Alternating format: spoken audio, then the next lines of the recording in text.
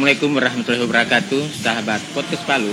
Hari ini, tepatnya sore ini, kita bersama-sama kedatangan tamu seorang tokoh, Ketua Dewan Masjid Indonesia Sulawesi Tengah. Beliau adalah Bapak Ahmad Ali, yang baru saja dilantik sebagai Ketua Dewan Masjid Sulawesi Tengah oleh Bapak Muhammad Yusuf Kala beberapa waktu lalu. Banyak hal Pak yang akan kita elaborasi pada kesempatan sore ini. Mudah-mudahan dalam waktu beberapa jam ke depan kita punya waktu yang cukup, karena kita tidak lama lagi kan buka puasa. Tapi setidaknya kehadiran Bapak Ahmad hari ini atau sore ini bisa mengelaborasi banyak hal soal hal-hal yang terkait dengan masjid. Pak Ahmad Haji Ali ini, teman-teman sekalian, adalah seorang dewan yang mewakafkan dirinya di Dewan Masjid untuk mengurus masjid di Sulawesi Tengah. Nah, dalam pengertian selama ini kita memahami masjid itu sebagai tempat sujud, sebagai tempat untuk beribadah. Nah, itu dalam pengertian yang tradisional kita memandang seperti itu. Tetapi banyak juga yang melihat bahwa masjid itu tidak sekedar berfungsi di situ, Pak.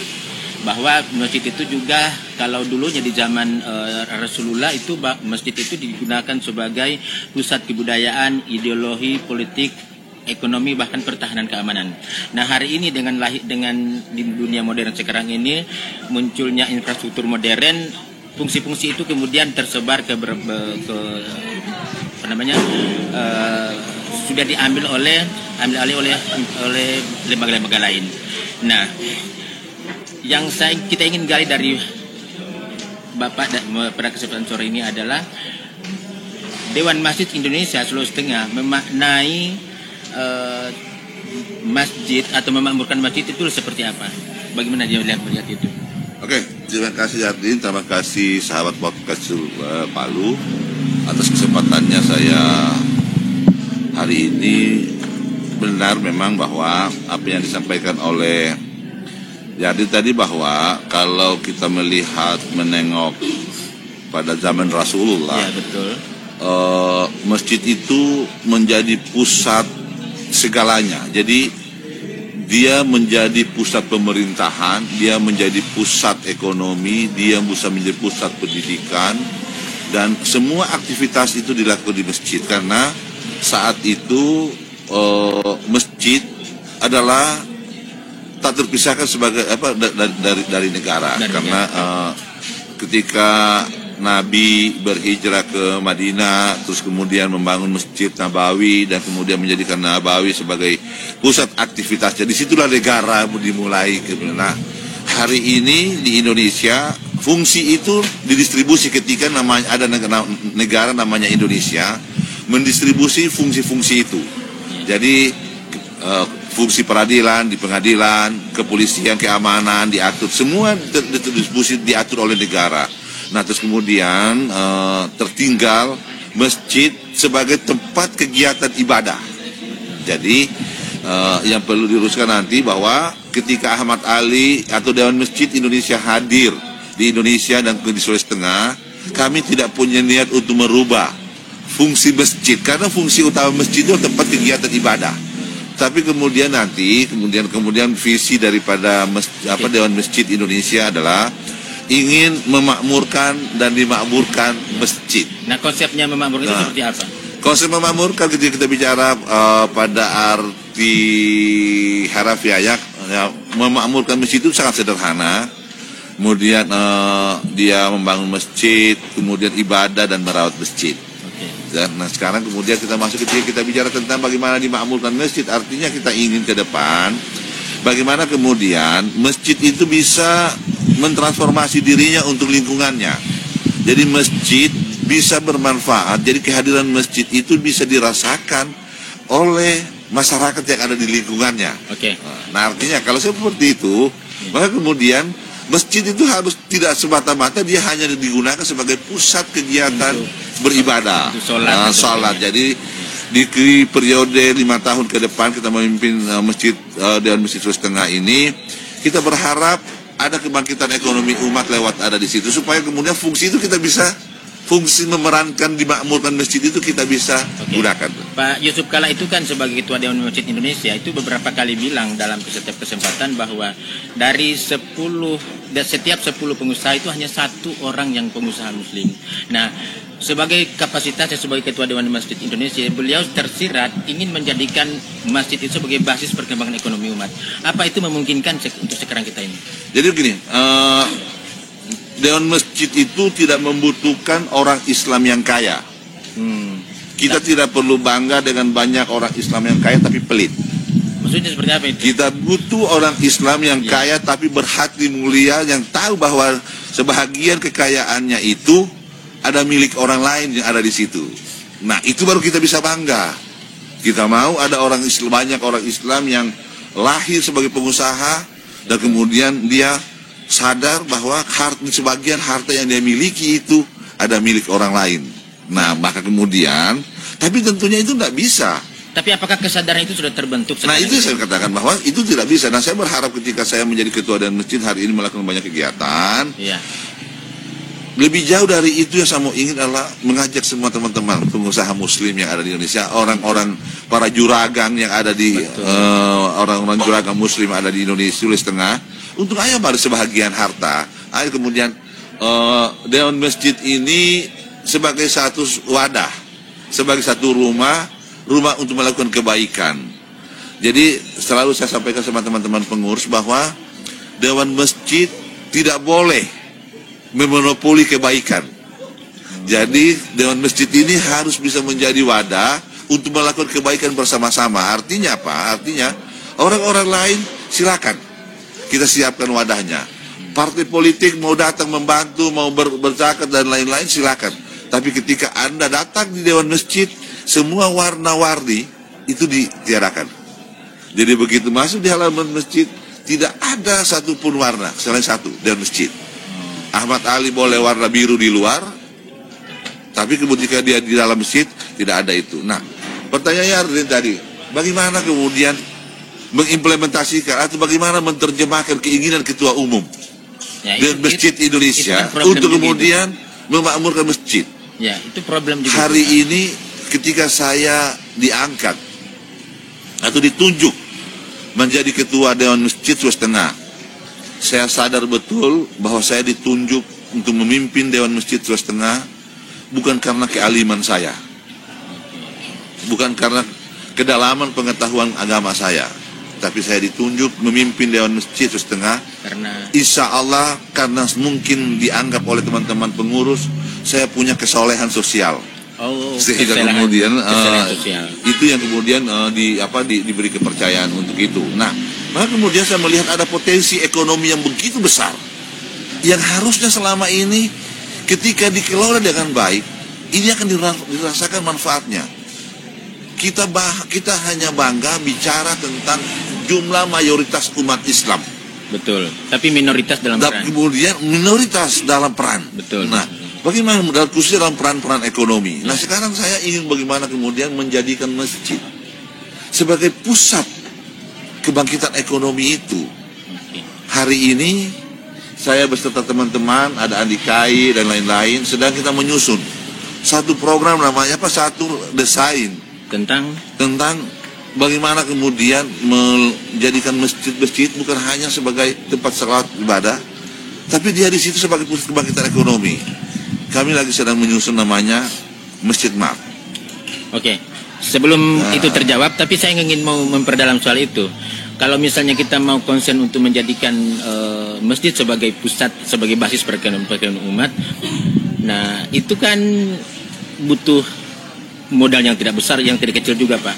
Nah, apakah Anda, Bapak sebagai Ketua Dewan Masjid Indonesia ini, berarti harus kembali ke pemerintah untuk misalnya keterlibatan pemerintah untuk mewujudkan usaha itu seperti apa? No, tidak ada kepentingan pemerintah di sini. Pemerintah sebagai pembina sosial politik tidak ada. Tidak ada. Artinya ini murni bisnis yang akan dilakukan oleh umat. Ya. Jadi kalau kemudian kita melihat hari ini ada Alfamidi, saya sebutkan Alda, Hypermart atau Mart yang lain, di sana marketnya siapa? Marketnya adalah umat Islam. Umat Islam. Terus ada enggak di dapat masjid? Saya mau ingin kemudian ke depan menjadikan mak ini dipindahkan di masjid, sehingga kemudian orang nanti berbelanja sekaligus berzakat. Orang kemudian berbelanja memenuhi kebutuhan rumah tangganya sekaligus dia beribadah. Sebuah ikhtiar yang luar biasa sebenarnya ini. Ya, jadi ini bukan membutuhkan modal besar, tapi ini butuh manajemen. Nah di situ saya ditunjuk, saya sadar bahwa saya disuruh memimpin Dewan Masjid ini. Berarti itu termasuk yang diamanahkan Pak JK kepada tidak, Bapak? Inilah saya menerjemahkan keinginan dan pikiran pada Ketua Umum. Sebagai anak buah saya tidak harus mendapat perintah, tapi bagaimana kemudian saya mampu menerjemahkan harapan dan mimpi Ketua Umum saya. Ya, sahabat podcast, tadi kita baru saja mendengar sebuah komitmen yang sangat baik, sangat luar biasa dari Ketua Dewan Masjid Indonesia, bahwa nanti masjid sebagai basis ekonomi umat akan dikembangkan sehingga masyarakat yang ada di sekitar masjid, bahkan mungkin masyarakat muslim, bahkan masyarakat secara luas itu akan mendapatkan hal yang berfaedah secara ekonomi dari masjid itu sendiri. Nah, kita tunggu ini. Tapi sebelum ke sana, Pak, ada beberapa, saya sebelum duduk di podcast ini bersama Bapak, merekam juga kegelisahan masyarakat di sekarang ini kaitannya dengan masjid kita. Nah, kaitannya ini soal narasi kebangsaan kita hari-hari ini, di mana masjid itu masih dilihat sebagai, kalau kita mengutip temuan rilis dari BNPT pada beberapa waktu lalu, bahwa masjid itu sebagai basis terorisme dan sebagainya. Nah, DMI Sulawesi Tengah sepakat tidak dengan stereotip itu? Artinya gini, saya pernah mengomentari tentang temuan rilis dari BNPT tentang bahwa masjid menjadi basis pengembangan kaderisasi terorisme. Betul. Ya. Kalau saya ingin mengatakan bahwa salah satu yang berkontribusi tumbuh suburnya terorisme di Indonesia pemerintah. Pemerintah. Seperti apa itu pemerintah? Lah iya, artinya begini.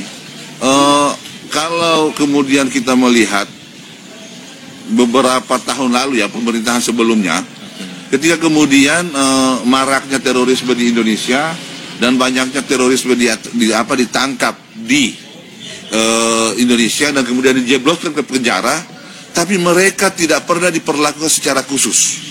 Maksudnya mereka dibaurkan dengan terpidana umum, pencuri ayam dan lain-lain, tanpa sadar itu adalah lahan yang paling subur yang digunakan oleh untuk menyebarkan paham radikal, untuk menyebarkan pahamnya. Kamu bisa bayangkan, jadi bisa membayangkan selama bertahun-tahun mereka sama-sama dengan narapidana lain menggunakan sarana negara, masjid dan blok sel untuk hidup bersama-sama. Di tengah-tengah suasana masyarakat yang hidup dengan kekosongan pikiran dan hati yang kosong. Itulah momentum yang kemudian digunakan untuk mengisi pikiran paham-paham radikal, karena orang yang masuk penjara itu yang dipikirnya orang putus asa, yang kemudian akhirnya dipikir datang tawaran itu. Nah, kalau kemudian masjid yang dianggap sebagai pusat itu, saya kurang sepaham. Karena kenapa? Masjid itu 1 kali 24 jam diawasi oleh rakyat, oleh masyarakat. Masjid itu adalah bukan sesuatu hal yang eksklusif yang tidak bisa dijangkau oleh rakyat. Betul. Di setiap 5 waktu sehari paling tidak masjid digunakan tempat beribadah. Justru DMI ini membuka diri untuk kemudian membantu pemerintah untuk memerangi terorisme, menjaga. Kami ingin memastikan bahwa tidak ada masjid di Sulawesi Tengah ini yang menjadi pusat pengembangan terorisme. Pak, jadi dalam kedepannya nanti apa yang dilakukan oleh Dewan Masjid Indonesia Sulawesi Tengah sehingga sangkaan-sangkaan seperti ini bisa setidaknya diminimalisir? Karena ini kan stigma ini sangat luar biasa. Ini sangat bagi beberapa orang ini sangat melukai dan menyakiti. Nah, saya kira DMI itu akan mengambil peran yang signifikan di sini. Nah, memang gini, ketika kemudian kita beli anggaran dasar di rumah tangga DMI sendiri, masjid itu siapa anggota DMI adalah masjid.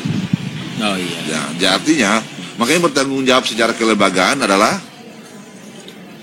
DMI, karena itu adalah anggota-anggota dari DMI semua. Semua masjid di Indonesia itu adalah anggota daripada DMI itu sendiri. Nah, maka kemudian apa yang kita akan lakukan? Kalau dalam jangka panjang, DMI Sulawesi Tengah tadi sudah sampaikan ada pengembangan ekonomi. Saya tadi ulas sedikit. Kau bisa bayangkan kemudian ya di titik kebijakan pengembangan ekonomi, di setiap orang datang berjamaah di masjid, pulang mereka berbelanja di situ, di Masjid Mart, karena akan dibangun dengan sistem sama dengan hipermarket yang lain yang di luar. Terus kemudian mereka memenuhi kebutuhan mereka dan mereka sekaligus bisa berzakat di situ. Satu. Sehingga kemudian kedua, dan itu dalam jangka panjang pengembangan ekonomi. Terus kemudian pembinaan terhadap umat. Dengan Masjid Sulawesi Tengah ada tahap paling tidak pada tahun ini kami akan memulai kegiatan. Salah satunya adalah bagaimana pengembangan dan bekerja sama dengan beberapa pondok pesantren untuk kemudian melakukan pengembangan pembinaan para dai dan imam di seluruh Sulawesi Tengah. Paling tidak dalam pengembangan pembinaan dai itu setiap angkatan ada 150 sampai 200 orang kerjasama dengan salah satu pondok pesantren, sehingga nanti kemudian ke depan kita berharap selama 1 bulan itu semua imam yang ikut pelatihan paling tidak dia lulus syarat Al-Fatihahnya, sehingga kemudian bacaan keseluruhan imam yang ada di Sulawesi itu sama nanti. Ini dalam jangka panjang dan ini tidak bisa dikerjakan dalam 1-2 hari simsalabim selesai, karena ini adalah proses perkara proses yang panjang karena setahun paling tidak 10 angkatan. Nah, kemudian nanti kita akan kembangkan ke beberapa pondok pesantren paling tidak yang dalam waktu dekat pada bulan Juni ini kita akan bekerjasama dengan pondok pesantren Ihsan Cita di Dolo yang kebetulan dimiliki yang dipunyai oleh Ibu Nilam Sari Lawira sebagai ketua DPRD yang juga pemilik yayasan. Nah, di sana akan kerjasama pengembangan itu nanti. Terus kemudian beberapa lembaga-lembaga keagamaan lainnya kita akan kerjasama. Saya sebenarnya akan mengembangkan diskusi ini ke arah itu, tapi Bapak sebenarnya sudah menjelaskan. Sebelum kau tulis, saya sudah baca. Saya masih terkait dengan pertanyaan tadi, Pak, karena ini pernyataan yang sangat mengganggu sebenarnya. Setelah masjid itu di label sebagai basis radikalisme, lalu kemudian muncul lagi stigma bahwa setiap kotak masjid yang beredar itu adalah bagian bagian dari cara untuk mengumpul dana untuk membiayai terorisme. Nah, ini kan kotak masjid, kotak amal itu kan sangat identik dengan masjid dan dengan umat Islam. Nah, ini kan menurut saya itu agak narasi-narasi yang harus diluruskan. Saya kira DMI melihatnya seperti apa dan apa yang dilakukan oleh DMI untuk meminimalisir anak seperti itu. Ya, gini, DMI nggak perlu bereaksi terlalu reaktif dalam menghadapi situasi itu sekarang. Kami percaya betul bahwa bagaimana mungkin kotak amal yang satu hari untuk untungan terkumpul 150.000 rupiah mau digunakan untuk memenuhi kebutuhan pengelolaan masjid saja itu tidak cukup. Bagaimana kemudian dia mau berpikir untuk membiayai terorisme? Belum ada kejahatan yang terbukti dilakukan direncanakan dari masjid. Ya, sahabat podcast Palu ini perlu dicatat bahwa ada pernyataan yang sangat baik. Belum ada satupun yang terbukti bahwa dana kotak amal itu mampu membiayai aksi terorisme. Dan itu kejahatan nggak ada yang pernah terorisme itu boleh dicatat ada sekian ribu kejahatan teroris yang pernah ditangkap di Sulawesi Tengah dan di Indonesia. Mana pernah ada direncanakan dari masjid? Kalau Bapak melihat ini fenomena apa ini? Nah, artinya ini maka kemudian tentunya kita mau ingin ke depan ini dengan masjid juga harus melihat sebagai satu koreksi. Betul. Terus kemudian nanti masjid itu tidak menjadi eksklusif. Masjid itu harus terbuka untuk kepentingan publik untuk bisa dijaga oleh siapapun. Nah, BNPT sebagai lembaga yang juga kemudian melakukan tanggung jawab untuk melakukan katakanlah deradikalisasi. Ya, ini juga jangan hanya asal bacot aja. Ini juga harus kemudian. Iya, pertanyaan sederhana saya. Anda bisa membuktikan enggak? Karena kalau kemudian nanti narasi ini terus dibangun bukan berujung pada suasana yang kondusif, tapi yang kasihan adalah antara akan terbuat jarak antara pemerintah dengan kelompok-kelompok yang ada dengan umat Islam yang ada di dalam kemudian yang siapa implikasinya? Presiden, pemerintah. dan rahmat dari Allah Subhanahu wa sebaiknya Ta'ala. jangan kita membuat kalau ada keburan ada dugaan-dugaan seperti itu, sebelum dirilis ke publik, ayo dong didiskusikan. Pak, ini kan ketika ada sikap dari lembaga negara begini, apakah ini menjadi kajian serius di internal DMI? DMI sudah melakukan kajian itu. Oke, dan apa? Kami tidak pernah menemukan itu. Pak Yusuf Kalla, Ketua Umum, sudah menyampaikan secara terbuka. Mana ada kejahatan di masjid itu hanya untuk merencanakan kebaikan. Nggak ada kejahatan direncanakan di masjid. Itu sejak zaman Rasulullah. Nah kemudian jangan a priori gitu loh. Namanya kemudian BNPT sebagai lembaga negara, ketika kemudian ada dugaan-dugaan itu, jangan langsung bicara ke media. Ya, bicarakan dulu. Didiskusikan dengan karena masjid ini dipayungi oleh satu organisasi yang namanya Dewan Masjid. Dan pengurus-pengurus Dewan Masjid itu tidak sedikit bintang 2, bintang 3, dan ketua umumnya mantan wapres. Jadi bagaimana mungkin dia memimpin organisasi yang kemudian mengganggu keamanan negara? Oke, berbiasa. Ya, jadi mestinya ini adalah narasi yang mestinya tidak perlu dikembangkan secara, karena suasana kebatinan masyarakat itu akan menangkap ini secara, apalagi kalau yang mestinya tidak dewasa. Iya, nanti orang akan a priori akan takut ke masjid. Ini kan juga di sisi lain Dewan Masjid sedang menggalakkan bagaimana kemudian umat Islam rajin untuk berjamaah. Ya. Tapi di sisi lain ada kontra intelijen yang disampaikan bahwa masjid sebagai pusat berkembangnya terorisme. Ini kan berbahaya untuk upaya-upaya mendelegitimasi masjid gitu. Clear, teman-teman sekalian. Jadi sekarang ini persoalan lain begini Pak. Kalau misalnya sekarang kan masjid, saya kira tidak hanya di Sulawesi Tengah, tapi juga di seluruh Indonesia, masjid kita itu kan tidak didirikan oleh pemerintah, tapi ada yang inisiatif komunitas bahkan pribadi. Nah, bagaimana caranya DMI kemudian masuk untuk membawa visinya, kalau kemudian masjid-masjid itu dikelola berdasarkan otoritas dari komunitas yang sudah eksis sebelumnya. Jadi gini, DMI sebagai wadah yang mewadahi, dan DMI tidak akan pernah mengambil alih pengelolaan satu masjid. Oh iya. Jadi yang ada secara existing hari ini, DMI itu hanya satu wadah untuk mewadahi para masjid, tapi DMI tidak akan pernah mencampuri manajemen satu masjid. Jadi ketika penentuan imamnya siapa, itu DMI nggak akan masuk di ruang-ruang itu, karena kemudian ini sudah tumbuh menjadi satu. Jadi kita tahu bahwa di Republik ini negara membatasi dirinya untuk tidak masuk di ruang-ruang yang bukan ini urusan keumatan, termasuk satunya adalah masjid. Jadi kemudian DMI pun mengetahui itu. Nah, bahwa masjid yang ada hari ini kenapa kemudian dia tumbuh lambat? Masjid itu kita lihat bangunannya bertahun-tahun baru selesai, dan bahkan puluhan tahun belum pernah rampung, karena memang muncul dari swadaya masyarakat.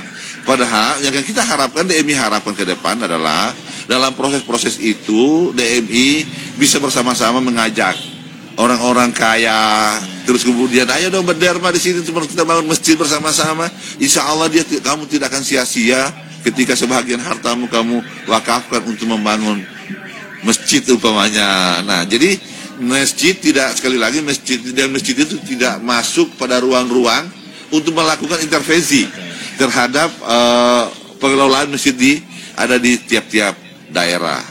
Kemudian ini juga soal problem masjid kita lainnya. Masjid kita banyak, ya. Mulai dari yang permanen. Ada 5.000 lebih masjid dan musala di seluruh Sulawesi Tengah. Dengan tingkat kesejahteraan pengelolanya yang berbeda-beda. Ya. Nah, bagaimana cara DMI masuk untuk kemudian sehingga para pengelolanya ini bisa? Ya, nah salah satunya kemudian kita lakukan tadi adalah bagaimana mengembangkan ekonomi keumatan tadi lewat itu, karena kita akan mengalokasikan 20% keuntungan daripada M-Mart itu untuk masjid. Jadi 20%. Ya, dan itu bukan untuk, jadi M-Mart ini insya Allah ketika dia berhasil, ini bukan untuk Ahmad Ali. Ini kira-kira M-Mart ini kalau bisa tahu kapan bisa di-launching? Saya bertekad dan teman-teman bertekad insya Allah tahun 2022 ini, akhir paling lambat 2022 ini sudah harus kita ya harus itu Allah ya kan. Kita berikhtiar tahun 2022 ini kita sudah memulai untuk melakukan launching. Jadi supaya kemudian ini sudah bisa kita, jadi hari ini sudah masuk pada tahap desain. Oh, sudah sedia. Jadi kalau lihat kemarin di IG saya, kita sudah mulai melaunching beberapa desain yang kemudian ini sudah sampai pada tahap seperti ini.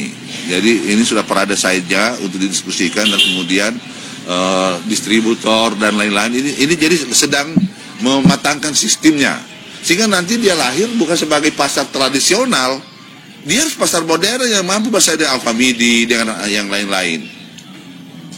Tapi seberapa Bapak yakin bisa bersaing dengan usaha 90% saya bersaing. 10% Allah yang menentukan ya, itu. Tapi kan keyakinan itu harus ada dasarnya dong Pak. Tidak bisa harus apa dasarnya sehingga Bapak begitu yakin sekali. Ahmad Ali masa nggak yakin sih. Pak, saya ini terhubung juga dengan teman-teman dari luar. Ada pertanyaan yang dititipkan. Saya kira ini penting juga. Ini ternyata walaupun agak terlewat isunya, tapi dia minta klarifikasi yang jelas, tegas dari DMI soal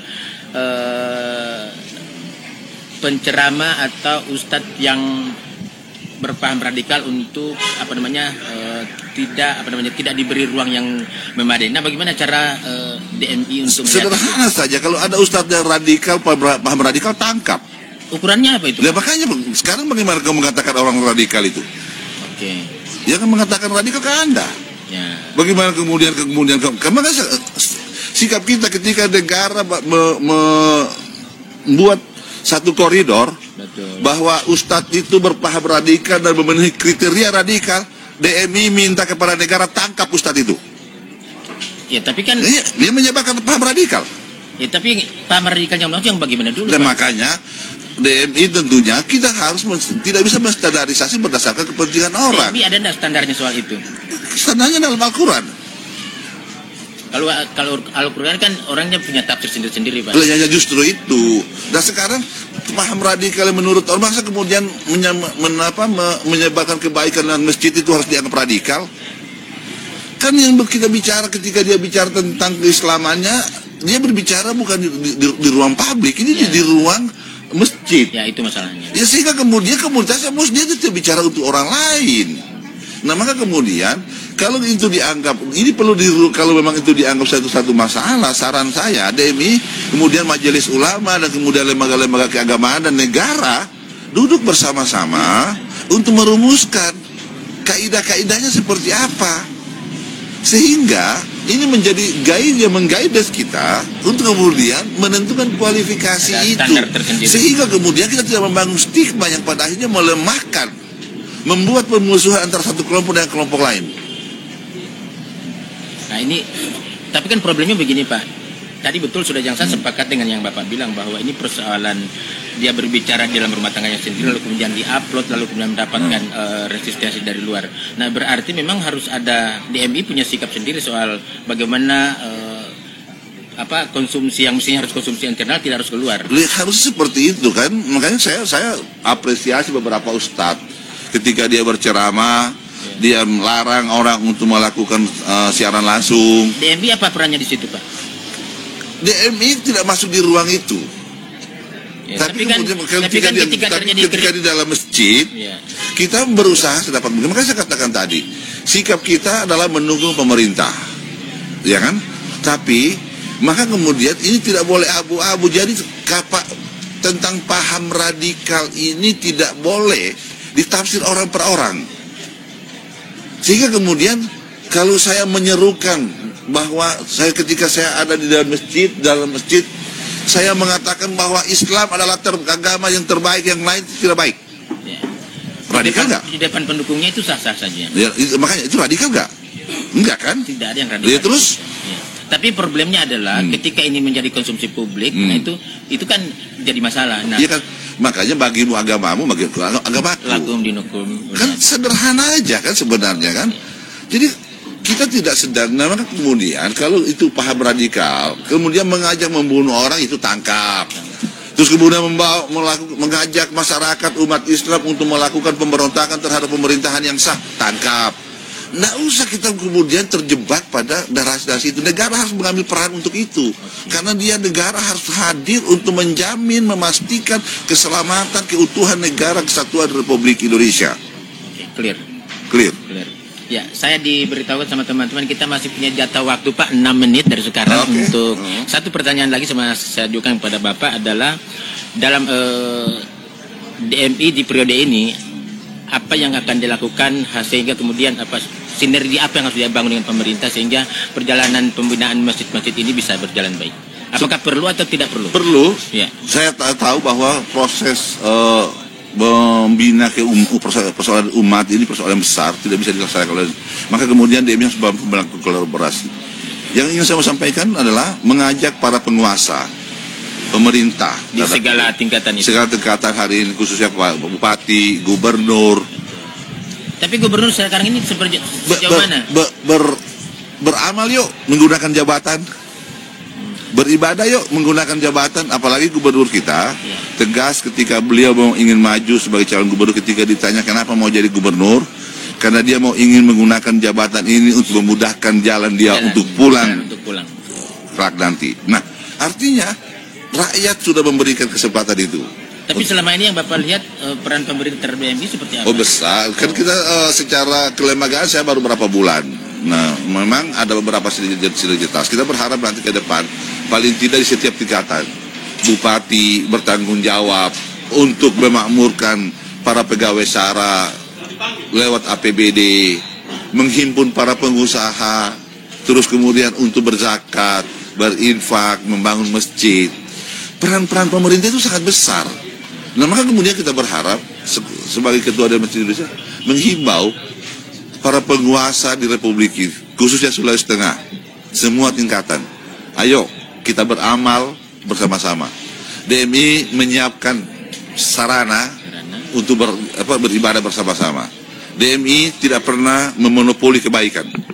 Monopoli DMI akan mendistribusikan kebaikan itu bersama-sama kepada para penguasa dan para orang-orang kaya yang ada di Sulawesi Tengah. Terima kasih Pak. Okay. Salam sehat untuk kita semua. Teman-teman sahabat podcast Palu, kita tadi mendengar banyak elaborasi yang luar biasa dari Ketua Dewan Masjid Indonesia. Ada banyak janji yang kita dengar dan kita perlu menagih. Setidaknya 2-3 tahun ke depan ketika misalnya apa yang kita disampaikan ini belum terlaksana, ya saya akan mundur sebagai Ketua Dewan Masjid. Kita sebagai warga masjid perlu mengingatkan, Pak, ada janji-janji yang belum selesai. Saya kira itu menjadi kewajiban kita. Terima kasih Bapak Ibu sekalian. Assalamualaikum warahmatullahi wabarakatuh. Waalaikumsalam warahmatullahi wabarakatuh.